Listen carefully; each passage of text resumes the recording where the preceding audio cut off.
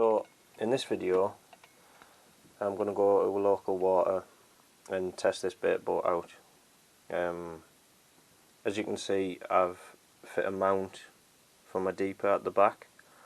This was the whole reason of getting the boat, because I couldn't cast the deeper in certain places because of trees, etc. And also when you do cast the deeper, it makes a massive splash, which isn't ideal if there's other anglers there. So I thought a boat might be a bit better, but that's what I need to find out. People say that the boat can interfere with the deeper, so again, test that out. Yeah, so I'll put a mount at the front there, so I'll try and get some footage of how it works. And what I'll do is I'm not really going to use this, I don't think, but today I'll put a PVA bag rig in there and eject it and see how far it throws it, see how it goes.